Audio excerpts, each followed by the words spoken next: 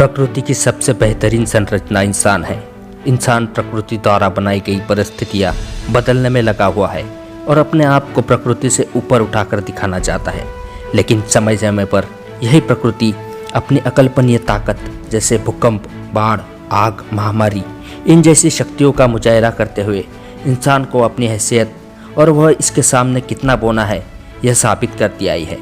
आज हम बात करेंगे कोरोना जैसी महामारियों की, जिन्होंने मानव इतिहास में अपनी जगह बनाई, कई लोगों की जानें ली, कई सल्तनतें उखाड़ फेंकी, शहरों के शहर तबाह कर दिए और इंसान प्रकृति के प्रकोप के आगे कुछ भी नहीं है यह साबित कर दिया।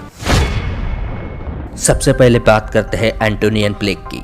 सन 165 से 180 एडी के बीच फैली यह बीमारी मॉडर्न साइंस के लिहाज से स्मॉल पॉक्स या मिसल हो सकती है, जो कि विवाद का विषय है।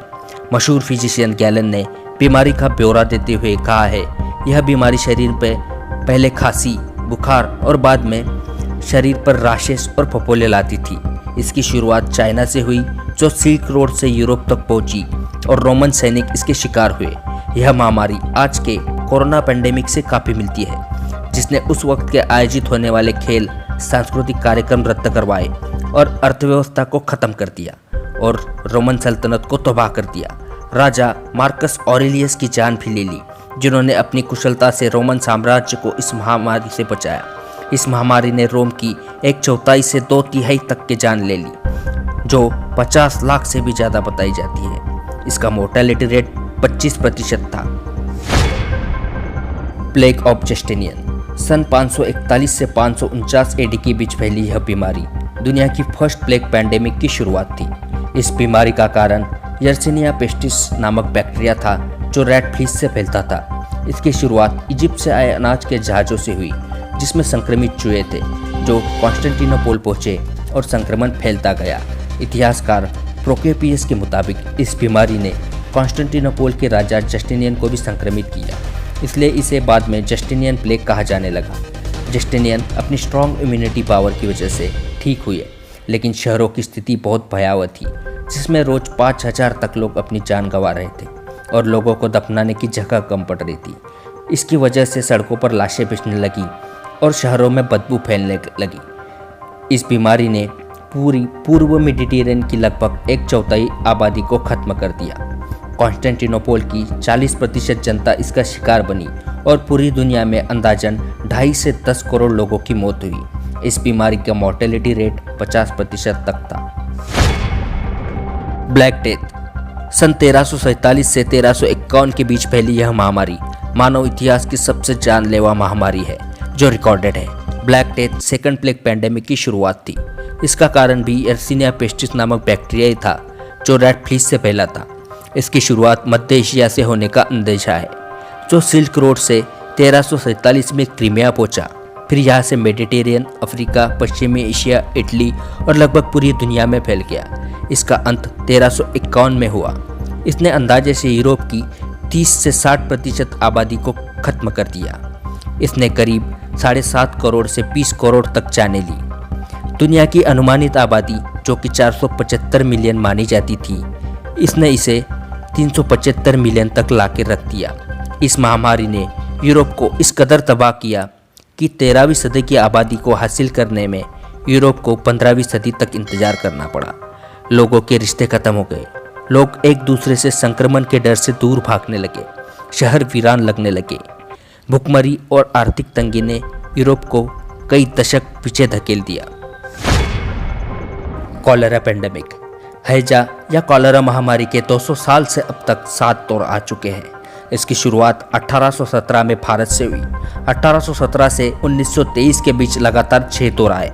इस बीच 1880 के दौर में वैज्ञानिक सफलताएं मिली, जिसमें विब्रियो कॉलेरी नामक बैक्टीरिया को इसके पीछे का कारण बताया गया। लुईस पाश्चर ने इसकी वैक्सीन बनाई और यह बीमारी कुछ हद तक नियंत्रण में आई।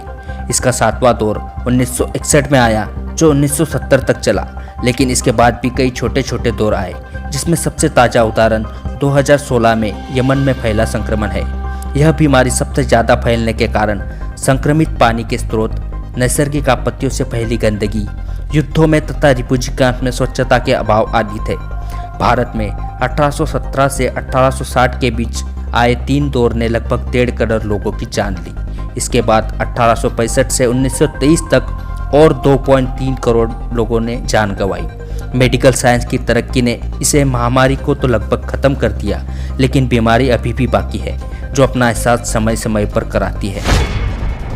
स्पेनिश फ्लू 1918 में फैली फ्लू महामारी को स्पेनिश फ्लू कहा जाता है।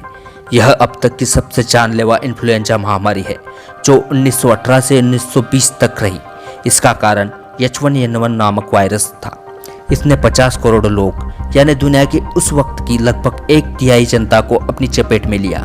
मरने वालों की संख्या 1.5 करोड़ से 5 करोड़ के करीब थी। इसकी शुरुआती दस्तावेज यूनाइटेड स्टेट के कंसास में मिले, लेकिन प्रथम विश्व युद्ध के दौरान मीडिया पर लगी लगाम की वजह से स्पेन में इसकी ज़्यादा रिपोर्टिंग हुई, क्योंकि यह एक न्यूट्रल देश था। इसकी वजह से ऐसा प्रतीत हुआ कि फ्लू पैंडेमिक ने सबसे ज़्यादा स्पेन को नुकसान पहुंचाया है और इसी वजह से इसे स्पेनिश फ्लू नाम दिया गया। कंटेनमेंट जोन, आइसोलेशन यह इसी दौरान प्रचलित हुई और महामारी नियंत्रित करने में कारगर साबित हुए।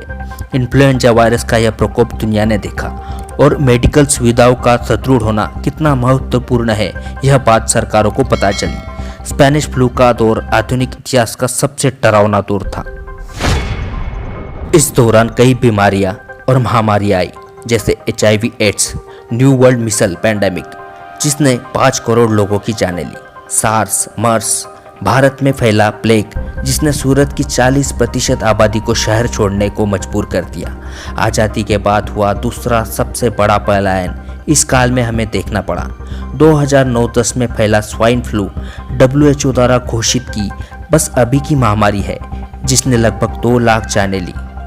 कोरोना जो चाइना के वुहान शहर से फैला और WHO ने इसे 11 मार्च 2020 को वैश्विक महामारी घोषित कर दिया।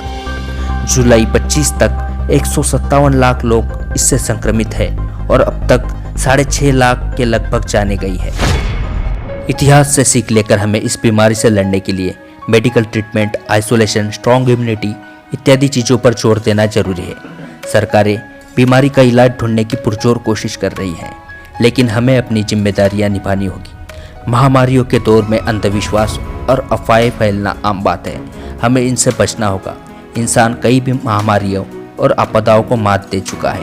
कोविड-19 का मोर्टेलिटी रेट फिर भी कम है। यह दौर भी गुजर जाएगा, बस हमें अपनी जिम्मेदारियां समझनी होगी, हौसला बनाए रखना होगा और एक दूसरे की मदद भी करनी होगी। कहीं ऐसा ना हो कि यह दौर गुजर जाने के बाद हमें इन्हीं चीज़ों का अफसोस हो। आपकी सेहत की शुभकामनाएं करते हुए वीडियो को समाप्त करते हैं। वीडियो अच्छा लगे तो लाइक और सब्सक्राइब करें। धन्यवाद।